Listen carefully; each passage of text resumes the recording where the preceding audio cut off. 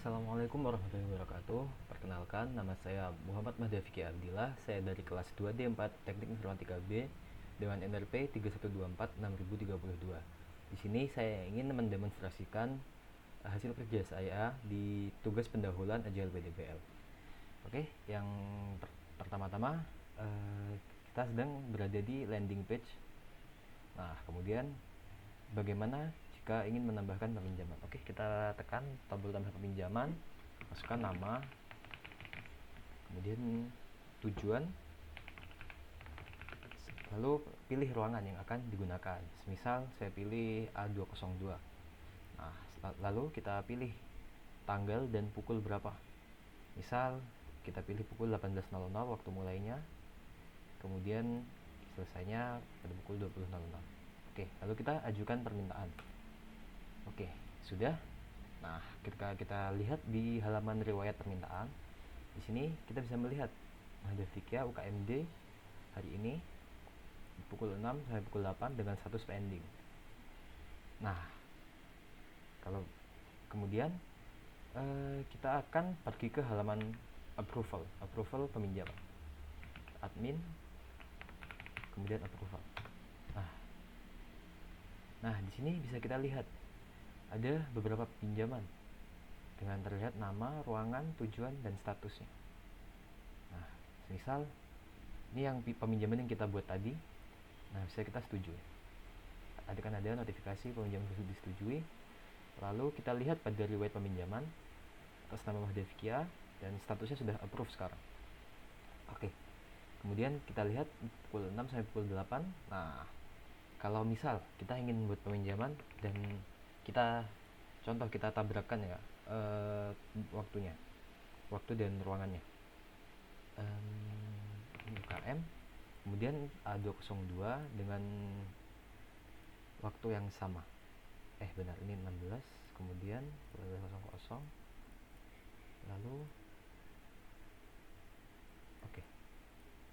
Nah, ini akan muncul notifikasi error, ruangan sudah ada yang meminjam. Oke. Nah, untuk fiturnya seperti itu, dan mungkin fitur tambahan dari inisiatif saya mungkin hanya menambahkan navigation bar di atas ini. Kemudian ada halaman untuk memperlihatkan ruangan apa saja yang ada yang bisa dipinjam serta kapasitasnya. Nah, kemudian di riwayat peminjaman juga ada fitur searching. Nah, ada Vikia. Oke. Mungkin filter berdasarkan tanggal juga bisa. Misal tanggal 16. Tanggal 16. Oh, salah. Nah, seperti ini 16 sampai 17. Ini ada Dias dan ada Vikia. Nah, yang Dias masih pending, belum diterima. Nah, kemudian mungkin itu. Oke, filter berdasarkan tanggal kita matikan. Kan waktu nama peminjam diurutkan dari A sampai ke Z, kemudian nama ruangan. Nah, ini LLL ruangan kelas, oke. Dan status mulai dari pending, approve hingga reject. Nah, untuk kode di sini ya mungkin di back end seperti pada umumnya. Di sini untuk front end saya menggunakan TypeScript React dengan Tailwind CSS. Nah, di sini di back endnya saya menggunakan DTO. Nah, kenapa saya menggunakan DTO? Karena untuk menghindari pemanggilan data secara berulang. Waktu pertama kali saya membuat project ini, saya tidak menggunakan DTO. Nah, saya tidak menggunakan DTO ini. Awalnya saya tidak menggunakan, namun terjadi error karena terjadi pemanggilan data secara berulang. Hingga akhirnya saya menggunakan DTO. Nah, untuk database sendiri saya menggunakan SQLite. Nah, database yang tadi masuk ke sini. Nah, di sini semua. Ini juga untuk roomnya. Kemudian saya juga menggunakan ada seeder juga. Sebentar. Ada migration. Kurang lebih untuk migration ini mirip seperti Laravel karena bisa mengakses database tanpa melalui query. Nah, dan ada controller di sini. Di sini banyak, kita bisa mulai dari untuk get untuk melihat, kemudian untuk memasukkan data menggunakan post, kemudian put untuk mengedit data, patch. Nah, untuk patch ini untuk memberikan status approve atau reject dan untuk head delete. Oh ya, nah ini detail peminjaman seperti ini contoh. Nah ini juga bisa dihapus, jadi dihapus dari history. Oke, nah dari database juga terhapus. Nah dari database juga terhapus di sini. Nah jadi berkurang peminjamannya. Oke, selanjutnya di sini saya akan menjelaskan bagaimana workflow dari Git itu sendiri. Nah, pertama yang jelas kita tambahkan pada project board, kita bikin to do, in progress dan done.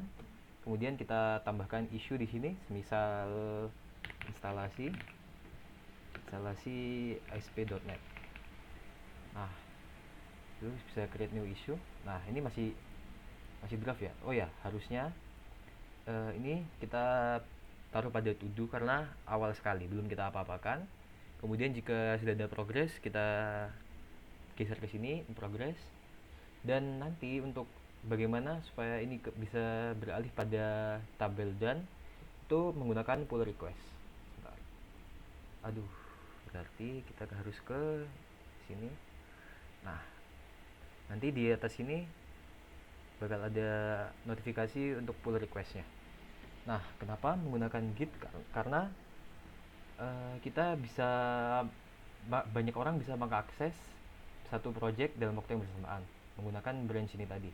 Oh iya, untuk alur pengerjaannya kita bikin branch baru seperti fitur, core.